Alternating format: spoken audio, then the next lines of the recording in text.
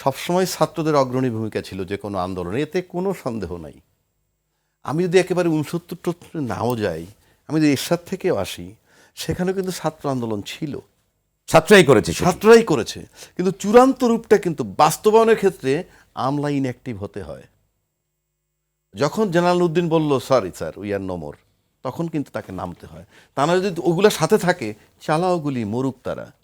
ঠিক 96-তে আসেন, আপনার মেয়র হানিফ মঞ্চ করলো, জনতার মঞ্চ, কিচ্ছু হইল না খালেদা জিয়ার। যখন মহিউদ্দিন খান আলমগীররা পার্লামেন্ট থেকে নেমে আসলো, তার পতন হলো। ফর গডস সে, আমি ছাত্র ছোট করছি না, কিন্তু ওই জায়গাটায় আমলাকে নেওয়ার জন্য যে স্পিডটা দরকার সেটা ওরা করেছে।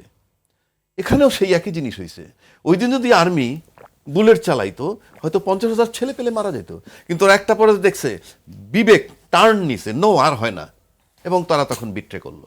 বিট্রে করার ফলে আজকে এই জায়গাটা আসছে। এই যে নিজের সন্তানের প্রতি গোলা চালানো যায় না কতক্ষণ। আচ্ছা, এই যে বললো জুডিশিয়াল কু ঠেকাইছে, অফকোর্স তারা গেছে, কিন্তু ঠেকাইতে পারছে কেন? আমলা জয়ের ইনঅ্যাক্টিভ। পুলিশ যদি গুলি করে এদেরকে সরাই দিত, তাইলে ওই ইউ পিপল আর অ্যাক্টিভ হ্যাঁ in the court premises, right? আমরা অ্যাক্টিভ, বাইরে তারা অ্যাক্টিভ, আর যারা গুলি চালাবে তারা ইনঅ্যাক্টিভ। সুতরাং ওবায়দুল হাসান সাহেবের ভয় ঢুকছে, রিজাইন দিছে। বিষয়টা কিন্তু ওইখানে। আজকে দেখেন এতগুলা বদলাইতেছে, সিটি কর্পোরেশন মেয়র, উপজেলার চেয়ারম্যান কিংবা কাউন্সিলর, আলটিমেটলি আপনি বসাচ্ছেন কারে? সেই হাসিনার লোক। মানে সেই আমলা মানে এখন পর্যন্ত হাসিনার 3 স্তরের লোক এখানে আছে। সুতরাং আমি বারবার বলছি, it's a very big challenge. এই জন্য সবচেয়ে বড় কথা হলো, আমি আবারও বলছি, ওদের ক্যাপাসিটি দিতে হবে অফিসিয়াল।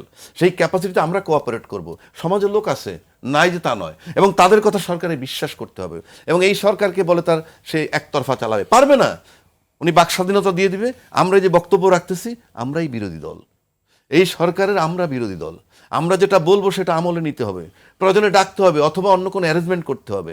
আপনি ওই যে আগের সরকারের মতো যদি চলেন, একটা পর্যায়ে যদি মনে করেন আমি সমালোচনা করতেছি, গায়ে মাখবেন না, এটাও যেমন ঠিক নয়, আবার আমার উপরে খেপে গিয়ে দমাবেন, এটাও ঠিক নয়। আমি বারবার বলতেছি, এই মুহূর্তে দেশের 18 কোটি লোক যেভাবে আপনাকে একসেপ্ট করছি, ফর এক্সাম্পল আপনাকে আমরা একসেপ্ট করছি, আপনি কিন্তু সিচুয়েশনের সুবিধাটা নিচ্ছেন, সিচুয়েশন আপনাকে অ্যালাউ করছে, কিন্তু আপনার কিন্তু লং রানে আপনার ক্যাপাসিটি, যোগ্যতা সব কিছু দিয়ে পরীক্ষায় উত্তীর্ণ হইতে হবে, যখন জনগণ রিয়েল ফিল করবে।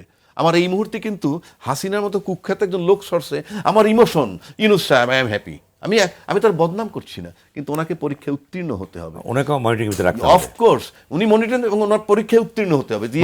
অন্যদিকে তাকে সহযোগিতাও করতে হবে। সহযোগিতা আমি বলছি তো, এই 18 কোটি লোক তাকে কোঅপারেশন দিবে, এর বাইরে কিছু দিতে পারবে না।